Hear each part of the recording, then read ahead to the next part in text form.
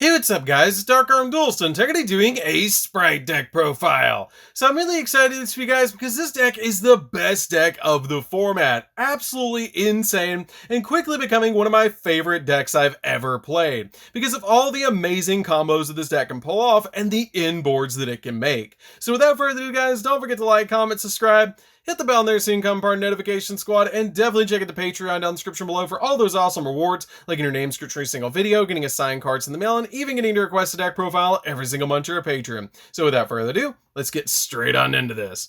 So first off, we're going to be playing 3 copies of Spright Blue. Spright Blue is an absolutely insane card in the deck, and it's pretty much the Stratos of the Spright deck. This card has the ability that if you control a level or rank 2 monster, then you can special summon this card from your hand, which all of your main deck Spright monsters share that ability, but you can only special summon each one of them once per turn by that effect, which is a really awesome effect because it can help you swarm the field with a bunch of different Spright monsters. But it also has the ability, if this card is special summoned, then you can add a Spright monster from your deck to your hand except another copy of itself, which is an absolutely crazy powerful effect to get to the exact Spright monster that you need when you need it. I then play 3 copies of Spright Jet. Spright Jet is a really awesome 3-of in the deck as well that has the ability, if this card is special summoned, you can add a Spright spell or trap from your deck to your hand, like a copy of Smasher or your copy of Starter, to get you an additional monster on the field or to be able to get rid of a card on the field, which is really cool. I then play a single copy of Spright Red. Spright Red is just a 1-of in this build to me. You could play 2 copies of this card, but I found that 1 is totally fine because I dropped the second copy for a copy of Pixie in the deck. So this card is just really good as a 1-of because it has the ability that when your opponent activates a monster effect, quick effect, you contribute and one other level, rank, or link 2 monster to negate that effect. Then if you attributed a rank or a link 2 monster to negate that effect, then you get to destroy that monster as well, which is a pretty good effect. I then play a single copy of Spright Carrot. Spright Carrot works exactly like your copy of Spright Red, but it has the ability that it stops spells and traps instead of monster effects, which is pretty good that you have a walking monster negation and a walking spell and trap card negation that are both searchable in this deck. I then play a single copy of Spright Pixies. Pixies is a really good hand trap in the deck that basically works like an Honest, which is really cool because it has the ability, if another level, rank, or link 2 monster you control battles an opponent's monster, quick effect, you can send this card from your hand or field to the graveyard, and that monster you control gains attack events equal to that opponent's monster's attack until the end of this turn, which is a great effect to help you get over some really powerful monsters because the majority of your Spright monsters actually have low attack points. So this card does come in handy a lot in the deck as a 1-of. I then play 3 copies of Swap Frog. Swap Frog is an absolutely insane card in the deck, and it's just so good. It's like one of the best level 2s ever printed because it has the ability you can special summon it from your hand by discarding one other water monster. And it also has the ability, when it's summoned by any means, then you can send a level 2 or lower water aqua monster from your deck or face up from your field to the graveyard, which is usually going to be first your copy of Ronin Totem and then a copy of itself later, which is a really good effect to be able to get cards in the graveyard so you can use Ronin Totem's ability to bring itself back to your side of the field. But this card also has a really neat effect that once per turn you can return one monster that you control back to your hand, and then you don't have to, but you can normal summon one frog monster during your main phase this turn except a copy of Swap Frog in addition to your normal summoner set. Now the really cool thing about that is you can actually special summon off your copy of Needle Fiber a copy of, say, Ash Blossom,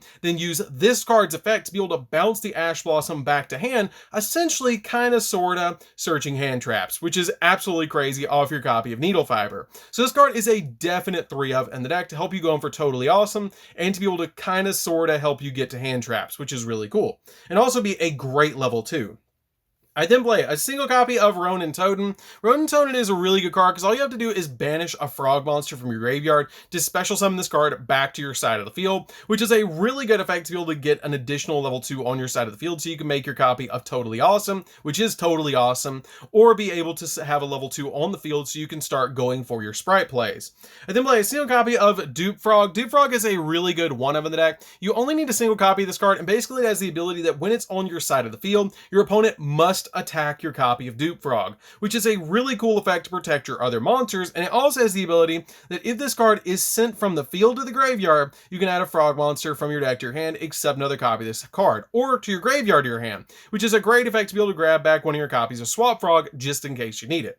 I then play 3 copies of Deep Sea Diva, which is actually a tuner for the deck and also one of the starters because it has the ability when it's normal summon, you can special summon out a level 3 or lower Sea Serpent monster from your deck, which is always going to be an additional copy of Deep Sea Diva that you're summoning off that effect, which is really cool because you can actually instantly go for Needle Fiber and then do the combo that I just told you guys about summoning off the Needle Fiber, say an Ash Blossom, to give you an additional negation in the hand, which is really good.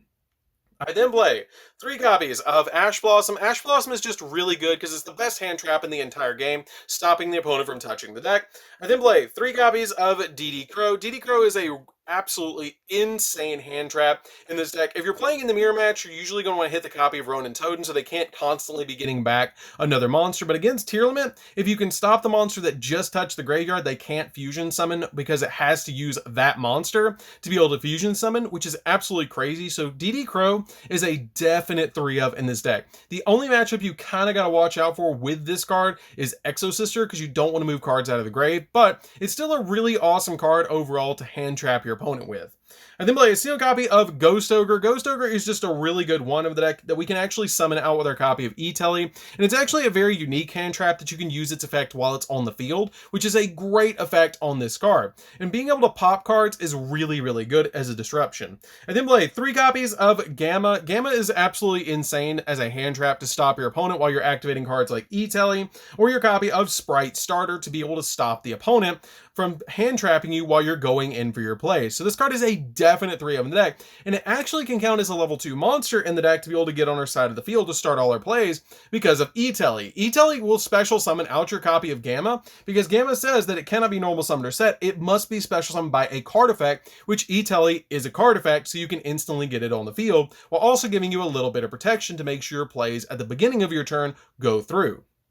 I then play a single copy of Driver. Driver is just here so we can use it with our copy of Gamma, which is extremely important to make sure that we can resolve our copy of Gamma Driver. And you can use it as link material as well, which is really nice if you resolve it during your turn, because we don't play any synchros in the extra deck. So that's it for the monsters, guys. Let's get into the spells. So for the spells, we're going to be playing a single copy of Called by the Grave. Called by the Grave is a really, really important card in the deck to be able to stop your opponent from hand trapping you while you're going in for your plays. I then play 2 copies of Crossout Designator. Crossout Designator is extremely important in this deck. If Called by does get hit on the list, you can change out a single copy of Called by for another copy of Crossout Designator. I was playing 3 for a long time in the deck, but I ended up bumping it down to just these 3 because I found myself breaking a little bit with 4 ways to stop hand traps, especially since this deck can play through about 2 to 3 hand traps, depending on where your opponent hand traps you. But this card is just really good because we already play so many hand traps in the deck, we can actually stop our opponent. And during the mirror match, you can actually stop cards like Spright Blue, Red, Jet, any of the cards that you play in the main deck, you can actually stop against the opponent because you have the card in the deck, which is really cool. I then play a single copy of Spright Smasher. Spright Smasher is a really good one of the deck because it has the ability to banish one of your Spright cards from your hand or graveyard, which can actually be your copies of your spells and traps, your Spright Starter, which is really, really good to be able to banish those cards. And then you can banish 1 level, rank, or link 2 monster that you control and 1 card that your opponent controls, which is a pretty good effect to be able to just get rid of one of your opponent's cards without even targeting. I then play a single copy of Dark Ruler No More. Dark Ruler No More is a really good one-of in the deck that can help you out a lot to be able to just draw into this card or use it with your copy of Crossout Designator, because this deck is very, very, very heavy on the monster lineup. So you don't want to be able to have your opponent let them Dark Ruler No More you. So you want to play at least 1 copy in the main deck inside the other 2, because you can actually play this card in the main, drop it against the opponent if you draw into it during turn 2, or if they try and activate it during your turn 2 or their turn 2, you can actually cross out designator it and stop it from going off, which is really cool to make sure that your field is safe. I then play 3 copies of Spright Starter. This is basically like an e-telly for your Spright cards, but you do take life points equal to the attack points of the Spright monster that you're summoning to your side of the field, and it does lock you into level, rank, or link 2 monsters for the rest of the turn, which is totally fine because that's pretty much all we're summoning anyways. I then play 3 copies of e-telly. We actually have 4 targets for e-telly in the main deck, which is our 3 copies of our Psyframe Gear Gamma and a 1 copy of Ogre, but this card is really insane. If you can play e-telly in your deck, definitely play e-telly, especially with cards like your Gamma and your Ogre in the deck. This card is just too good not to play. So that's it for the spells, guys. Let's get into the traps.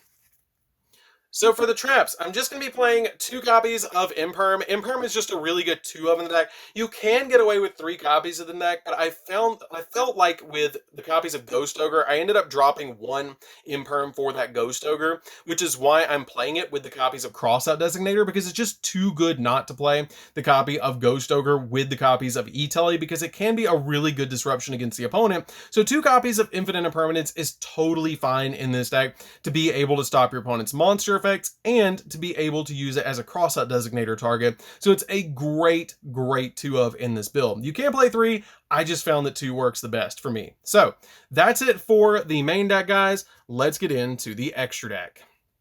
So for the extra deck, we're going to be playing 2 copies of Gigantic Spright. This card is absolutely insane. This card has the ability that for this card's XZ summon, you can also treat a Link 2 monster you control as a level 2 monster as material, and the original attack of this card is doubled if you have a Fusion, Synchro, XZ, or Link monster as a material on this card, boosting it up to 3,200 on summon, which is absolutely gigantic. This card also has the ability that during your main phase, you can activate this effect that you can detach a material from this card or detach a material from any XZ monster that you control, and if you do, you special summon out a level 2 monster from your deck.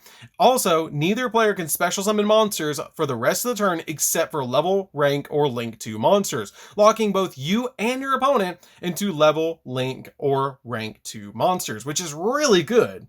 I then play a single copy of Totally Awesome because it's just a great walking negate in the deck. It's just overall a fantastic card to have this card in this build. 1 copy of Cat Shark because it can double the attack points of our Gigantic Spright, boosting it all the way up to 6,400 to help us go in for game. 1 copy of Sky Cavalry because it helps us go in for Zeus and out really powerful monsters that our opponent has.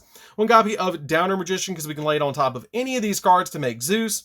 1 copy of Zeus because we can go into Zeus to board wipe the field just in case we need to, which is really nice. Zeus is just a great board wipe overall in this deck to be able to just stop the opponent and help you go into it late game to be able to just board wipe. The only thing that you got to watch out for is cards like Spright Starter and your copy of Gigantic that will lock you in to only summoning Link, rank, or level 2 monsters.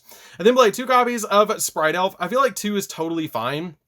You can play 3, but this card is really good because this card has the ability that it just takes 2 monsters, including at least 1 level, rank, or link 2 monster. This card is really good because it has the ability it cannot be used as link material to turn its link summon, and your opponent cannot target monsters this card points to with card effects, and then during the main phase, quick effect, you can target a level 2 monster in your graveyard, or if your opponent controls a monster, then you can target a rank or link 2 monster instead and special summon it to your side of the field, which is pretty good because you actually get basically both the materials back after you summon it, because during your turn you can bring back a material, and then during your opponent's turn you can bring back a material, which is absolutely crazy. This is one of the best Link 2s ever printed.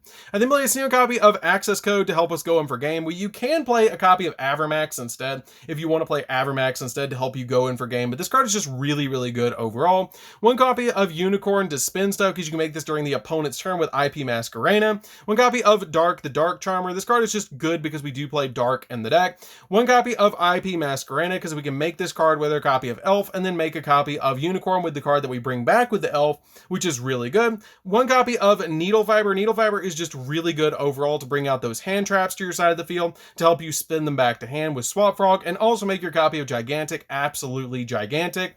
And then finally a single copy of Alamirage just in case you open up Swap Frog, which you guys have probably seen during the live duels at locals with this deck on the channel, because I actually actually open up Swap Frog. You just normal summon it, send your copy of Ronin Totem to the graveyard, link away the copy of Swap for this, and then you can banish the copy of Swap from the graveyard to summon back the Ronin Totem, and link this and the copy of Ronin Totem away for the copy of Spright Elf, and then you can go in for your plays for your copy of Gigantic by bringing back the copy of Ronin Totem off the effect of your Spright Elf, which is really good, bringing this card up to 3,200 and getting you all your plays, which is absolutely insane. So this card is a must one of in the deck. So that's it for the deck, guys. I hope you did enjoy it. It's a really fun deck to be able to play with. I play tested this deck a lot. It's really insane how powerful it is. It's insane how much like comeback this deck has, and it's just super fun. Like, this deck is just super fun to be able to play because you can draw one card and it just turns your entire deck back on to play. So anyways, guys, this is DarkArmedDuelist. Don't forget to like, comment, subscribe, hit the bell and there soon come part of Notification Squad, and we'll see you guys